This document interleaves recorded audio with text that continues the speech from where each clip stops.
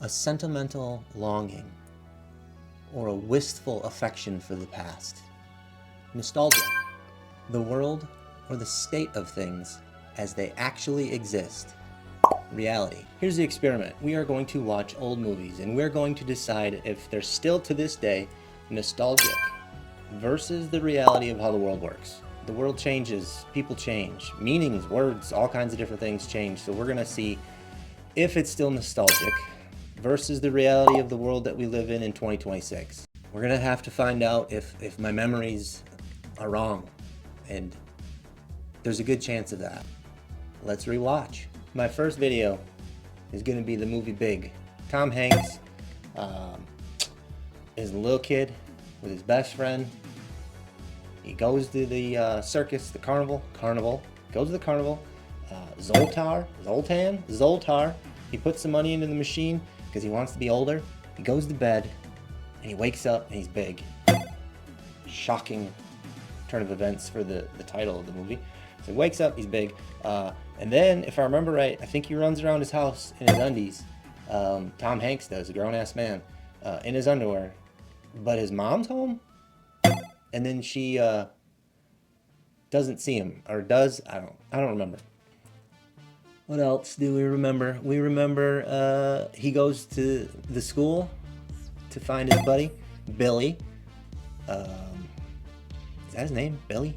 He gets a job at a toy factory, or a toy salesman, and he tests toys, and he's good at it because he's a little kid. He stays at a hotel first, and I think people are getting murdered outside. That's how I remember it. The girl that he works with really likes him, and he dates her, I think. I think they date. His mom, I don't know what. I don't think he has a dad. I don't remember seeing his dad. I think his mom's sad, and she talks to the cops for like 2 minutes in the movie. His buddy, Shimmy Shimmy Cocoa Puffs, Shimmy Shimmy Rock, Shimmy Shimmy Way. That's about it. And he needs to find Zoltar again to be little. To go back to being little, not big. He's little, he's big, and then he's back to little again. And I remember him walking in his house at the end in a big old suit. How do you explain any of that? But that's it. Godzilla blow-up doll, Pepsi machine, trampoline in his apartment. How he affords an apartment? No idea. I'm pretty sure he doesn't remember his social security number when he's getting a job. That's all I got. He's little, he's big, he works, he has to do adult stuff, he cries in the hotel, he's back home. Would I rate it the way I remember it? 7 out of 10. Thought it was a good movie. 1988, 1989, I gotta look it up. Seems harmless enough, so we'll rewatch.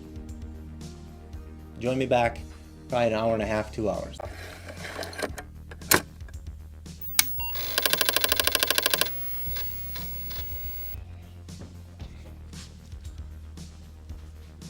I'm just going to start it off with this. I feel like I don't remember any of that movie, actually, now that I've rewatched it. Number one, I don't understand how Billy gets out of school so goddamn much. I get that Billy's family's a bunch of assholes, but Billy's just running around Manhattan. He's just in New York all the time. Nobody gives a shit about him. Zoltar, yep, that was the deal. Josh and Billy, he makes the deal. He wants to be bigger. So he wakes up and he's in underwear, and he is literally trying to sneak out of the house with his mom. She's doing dishes. He's a grown-ass adult man, and he goes and he talks to Billy, and he, does the shimmy shimmy Cocoa Puffs, shimmy shimmy rock, and he goes, yeah, that's my buddy. You look old. You're 28 now, which, by the way, 28 really. And then Billy's like, hey. Yeah, you're Josh, so I guess this is what we do now. His coworker's creepy. Levitz is in it. He's a weird dude, but he says, hey, watch out for that gal over there. And Josh is like, yeah, thanks for the advice, pal. Meanwhile, he's being creepy. A lot of creepy stuff in this movie. And then he has to go to the apartment, and then Billy's there. I forgot that Billy was there. but he cries, and I'm pretty sure somebody gets murdered outside the window. Even with that, there's some screams and there's some loudness, and he barricades the hotel door. Paul is like Susan's boyfriend, but like the office vibe is really weird. She's kind of like, seems like she's dated everybody in the office, so I don't know. So that was a little weird. Paul, I think her recent ex-boyfriend gets jealous, so Paul and Josh play racquetball, and basically Paul just belittles him and tackles him to the ground and then wrestles with him. And he's got a fat lip and bloody nose. Basically Josh is just, he's a child, so he's fighting for his life, but Paul's an asshole, so what are you gonna do? There's a scene where they go to an office party and he is in a white tux. And it's kind of a funny scene. I don't remember it as a kid, but he basically, he's like trying caviar for the first time, and Tom Hanks is scraping it off his tongue. That's pretty funny. Susan is like, hey, nothing turns me on more than a grown-ass man choking on caviar. You want to get out of here? Why not? And then they go to his apartment, and I was right. I remember when I was little, I'm like, I want a Pepsi vending machine, I want a trampoline, and I want a freaking Godzilla. And he's got all those things. And Susan's face when she walks in is like, what the fuck are we doing here?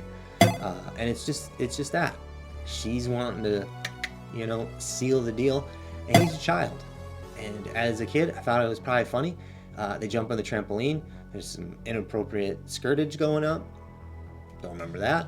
And then there's the awkward bunk bed scene where she's just kind of hanging out down on the bottom bunk and he's on the top. And they go to bed, I hope, because again, he's 13. As a parent, the mom has the FBI come over, and Josh's dad is in the movie for like 2.2 seconds. That just goes to show you back in the 80s that dads didn't give a shit about their kids. So the mom's having a mental breakdown, and the cops are there trying to console her because her son is missing, and there was a random dude in her house. Also, by the way, don't remember this as a kid, but Josh is in there trying to convince his mom, oh, I'm your son, and then it's a grown man. And he drops his drawers in his undies, and he's like trying to show her the birthmark. And then she just pulls a knife because, good for her. There's some pretty disturbing scenes kind of towards the end where, they're dating, Josh and Susan, and they have a life, and she takes her top off. And he just kind of, and they do other things, which are alluded to. So that's gross, and don't remember any of that. Or if I do, I don't remember any of that. Just being straight up, it's icky.